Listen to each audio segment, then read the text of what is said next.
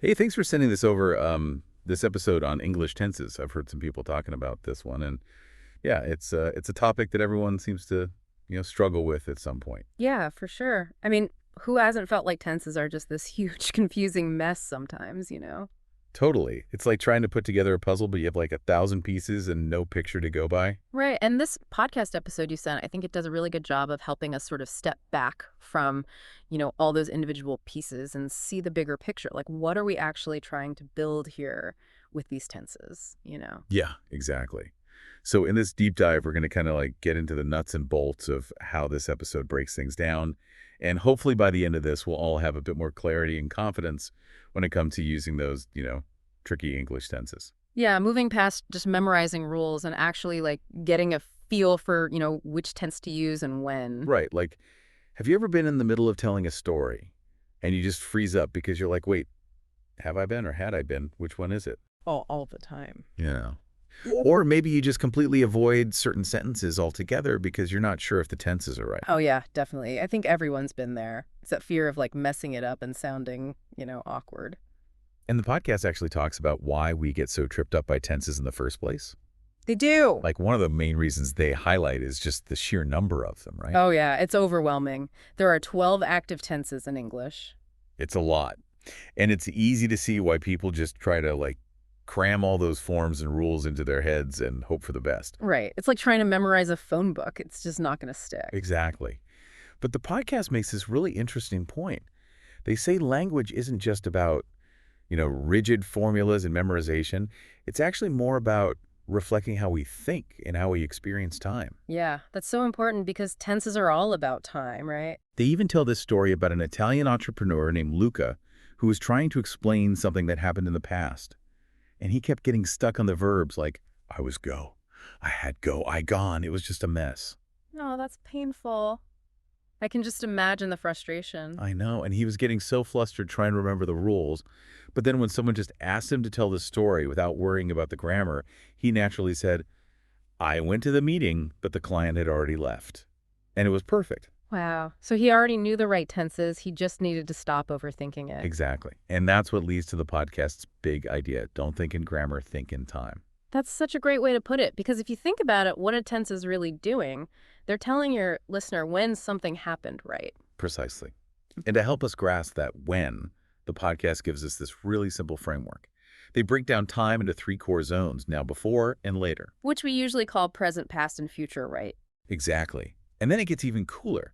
Because instead of having 12 separate tenses to remember, hmm they show us that within each of these time zones, there are just three basic perspectives. 3. Yeah.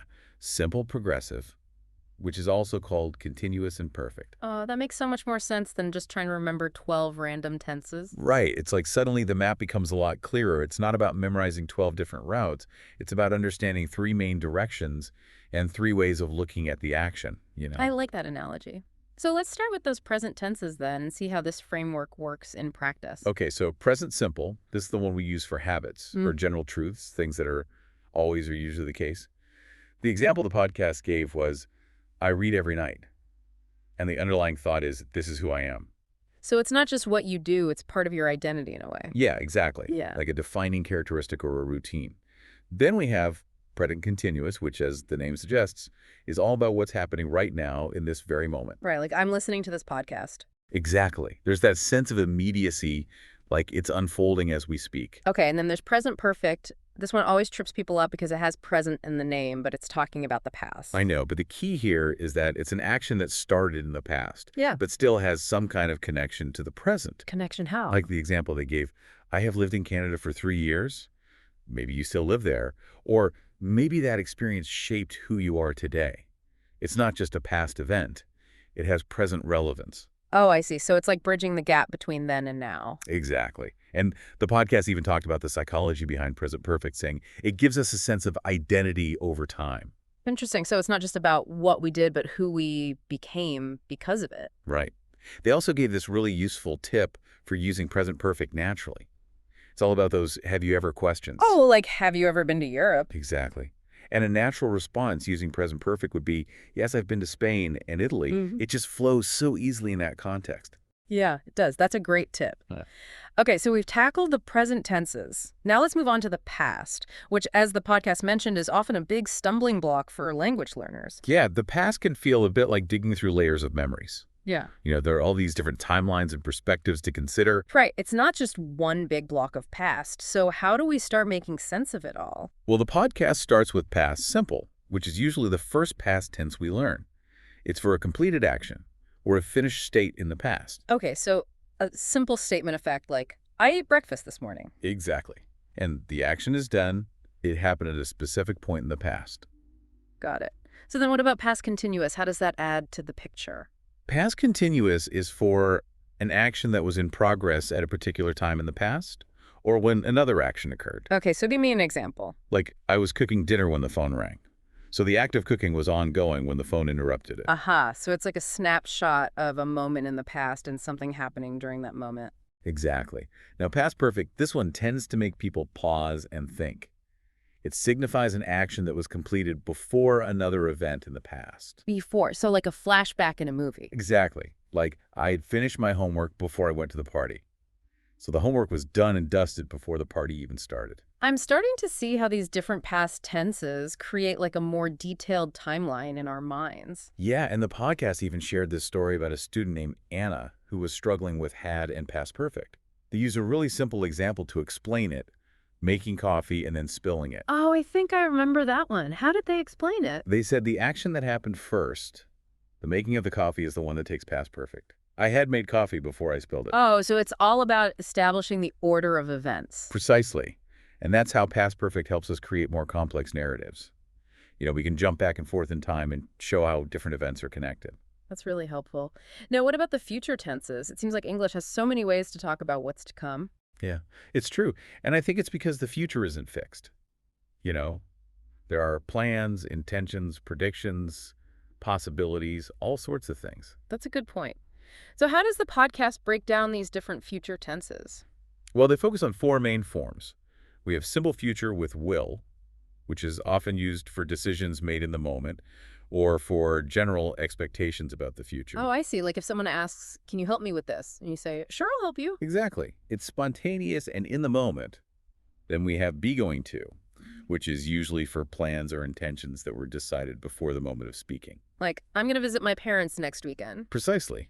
It suggests a bit more premeditation. What about future continuous? I don't think I use that one very often. It's for an action that will be ongoing at a specific point in the future. Like this time tomorrow, I'll be flying to London. It paints a picture of something in progress at a specific future moment. Okay, that makes sense. And finally, there's future perfect, which always sounds so formal to me. Yeah, it's a bit more complex, but it basically indicates an action that will be completed before a certain time in the future. Like a deadline. Exactly. Yeah. Like, by next month, I will have finished writing my novel. It's about reaching a point of completion by a certain time. Got it. So the podcast also gave some really helpful tips for simplifying future tenses. They said if you're not sure, just use going to for plans and will for on-the-spot decisions or promises. Yeah, that covers a lot of ground in everyday conversations. And they also made an interesting point about future perfect. While it might not be super common in daily speech, it's actually quite useful for goal setting. Like by the end of the year, I will have learned to play the piano. Oh, I like that. It's like future perfect is for aspirational goals. Exactly. Now, towards the end of the episode, the podcast took a really fascinating turn. They started talking about the brain science behind how we learn tenses. Oh, that sounds interesting. Why did they bring that in? Well, they wanted to connect those practical challenges we all face with tenses to how our brains actually process and store language. They talked about the prefrontal cortex and the hippocampus. Aren't those different parts of the brain? Yeah, they are. And they play different roles in learning. Yeah. So the prefrontal cortex is all about analyzing patterns and rules, which is what we do when we try to consciously learn grammar. Okay. And the hippocampus. The hippocampus is our memory center. It's really active when we learn through stories and experiences, things that have emotional resonance. So what does this all mean for learning tenses? The podcast basically said that when we try to learn tenses just by memorizing rules, we're mainly engaging the prefrontal cortex, which can lead to information overload and forgetting. It's just too much for our brains to handle. But when we encounter tenses within the context of stories and real-life situations, it activates the hippocampus, which makes the learning more meaningful and memorable. Exactly. It's not just about abstract rules. It's about connecting tenses to real experiences and emotions. That makes so much sense. And this actually ties in with what cognitive linguist George Lakoff has said about how we understand abstract concepts like time. Really? What did she say? He believes that we don't understand time through abstract rules, but rather through metaphors of space and movement. Interesting. So, like, we see time as a journey or a path. Exactly. So understanding the timeline of a story becomes crucial for natural tense usage. It's not just about memorizing grammar, it's about understanding the flow of events. And to put all this brain science into practice, the podcast offered one final tip: story journaling. Story journaling, what's that? It's a really simple exercise. They suggest writing one sentence every day in the past, present, and future relating to your own life. Like, yesterday I went for a walk, now I'm drinking coffee, tomorrow I'm going to meet a friend. Now that's a cool idea. Why is that so effective, though? Because it makes you use different tenses in a personal and meaningful way. It's not just a dry grammar exercise. It's about connecting tenses to your own experiences and emotions. I love that. So as we wrap up this deep dive, what's the big takeaway about English tenses that we can all apply to our own learning? I think the main message is that tenses are tools for communication. They're not meant to be these huge, scary obstacles that prevent us from expressing ourselves. I agree. Their purpose is to help us share our stories, our experiences, our hopes and dreams in a way that makes sense to others. And the key to mastering them isn't about drilling endless verb conjugations. It's about shifting our perspective to a more narrative way of thinking. So instead of memorizing rules, we should focus on understanding the timeline of our stories and using tenses to convey that timeline clearly. Exactly. And remember those core takeaways.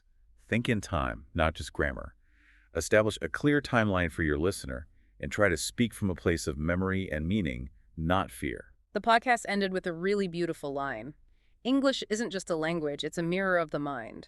And the more clearly you think about time, the more clearly you speak your truth.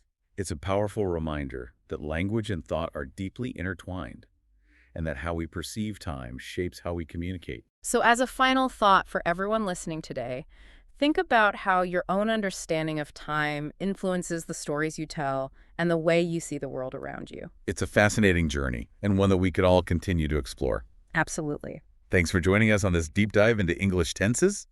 We'll catch you next time. See you then.